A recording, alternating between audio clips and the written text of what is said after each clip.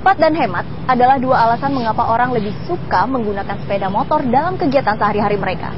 Dan alasan itu juga yang membuat jumlah sepeda motor di Indonesia membludak, khususnya ibu kota. Kemudian muncul wacana untuk mengendalikan laju pertumbuhan sepeda motor di Indonesia.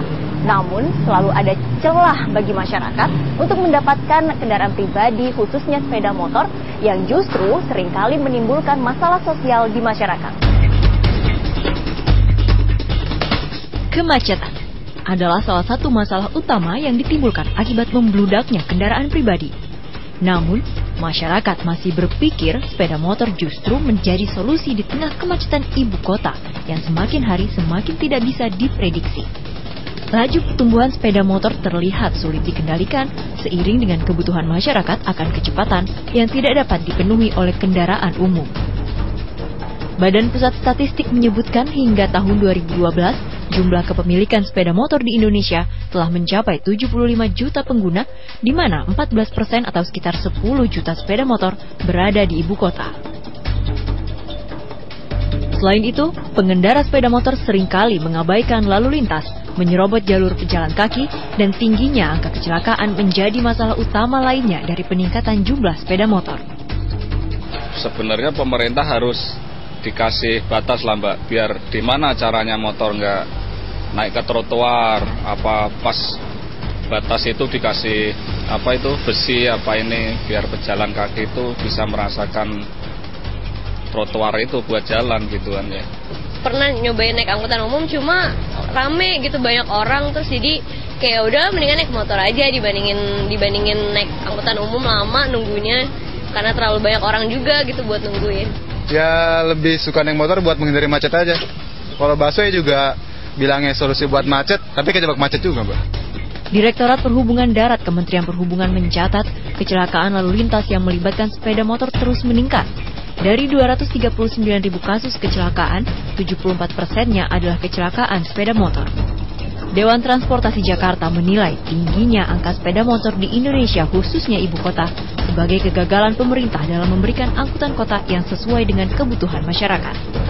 Keprihatinan kenapa? Karena mereka tidak lagi mau menembus kemacetan Jakarta ini dengan angkutan umum. Makanya mereka pindah dengan menggunakan sepeda motor. Kenapa? Lebih murah buat mereka, lebih cepat manuvernya di jalan raya. Yayasan Lembaga Konsumen Indonesia melihat masalah lain. Mengapa jumlah sepeda motor semakin membludak? Mudahnya pembelian motor dengan uang muka yang ringan menjadi salah satu penyebabnya. Mudahnya orang atau konsumen mendapatkan sepeda motor dengan cara mengkredit, cara mencicil, yang kemudian justru itu jebakan-jebakan maut bagi konsumen. Karena menurut data pengaduan di LKI, saat ini pengaduan yang paling banyak justru masalah leasing sepeda motor, khususnya di mana konsumen tidak mampu membayar atau mencicil di tengah jalan karena memang sebenarnya dia tidak mampu mencicil sepeda motor yang per bulannya rata-rata Rp600.000. Di tahun 2012 lalu, Bank Indonesia dan Kementerian Keuangan memang mengeluarkan aturan pembelian kendaraan bermotor, di mana uang muka untuk pembelian sepeda motor harus minimal 25% dari harga sebenarnya. Dan aturan ini sempat membuat penjualan motor menurun di tahun lalu. Namun yang berkembang saat ini, justru uang muka tidak sebesar yang ditetapkan oleh aturan Bank Indonesia. Karena perusahaan pembiayaan atau leasing berlomba-lomba memberikan insentif agar konsumen mendapat diskon untuk pembayaran uang muka. Tim Newstrack mencoba mendatangi salah satu dealer motor yang bekerja sama dengan perusahaan pembiayaan untuk mengetahui berapa besar diskon yang diberikan untuk pembelian sepeda motor. Ini kan 13.2. Uang mukanya kan 26,5. Kok mahal sih 26,5? 20%, karena kan udah dari BI udah nggak boleh. 20% ya? Nggak bisa kurang. 20% dia kan diskon. Kan ada syarat gantung. Ya nggak. Kalau 26,5 ya bayar sama kita 1,5. Yang terjadi adalah dengan uang muka Rp1.100.000, masyarakat telah mendapatkan 1 unit sepeda motor baru.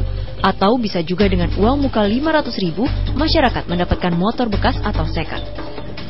Tidak heran mengapa volume kendaraan roda 2 ini tidak terkendali di jalan raya. Pemerintah DKI Jakarta menilai jumlah sepeda motor di ibu kota sudah mengkhawatirkan. Berbagai wacana dikeluarkan sebagai upaya untuk membatasi ruang gerak sepeda motor di ibu kota. Kami ada rute-rute yang bisa membuat macet supaya terurai, misalnya itu sepanjang koridor 1, Blok M, Kota Tua, Kuningan, Gatot Subroto. Ini kan pusat kota nih, sampai Tanah Abang. Nah itu kita akan kasihkan bus gratis yang tiap 7-10 menit. Bus tingkat gratis, bukan di jalur busway, di jalur biasa. Itu betul-betul gratis, Anda tinggal naik saja untuk turis. Tetapi jalur itu tidak boleh ada motor akhirnya. Kehadiran kendaraan roda 2 yang nyaris tidak terkendali seharusnya menjadi cambuk bagi pemerintah bahwa masyarakat belum mendapatkan layanan transportasi yang memadai. Hingga akhirnya mencari jalan pintas yang justru banyak menimbulkan masalah. Mengatasi masalah yang ditimbulkan sepeda motor tidak bisa hanya berfokus pada isu sepeda motor itu sendiri. Karena masalah roda 2 terkait dengan sistem transportasi, sistem keamanan, dan sistem manajemen kepentingan publik. Sebagai ibu kota negara, keindahan Jakarta akan memberikan kebahagiaan bagi banyak orang. Namun sebaliknya, kesemrautan dan keburukan kota Jakarta akan memberikan kesengsaraan bagi banyak warga. Dan siapa yang ingin nasib ibu kota akan lebih terpuruk lagi hanya karena dikepung oleh roda 2. Dari Jakarta, Laura Elvina, Narendra Wisnu, Metro TV.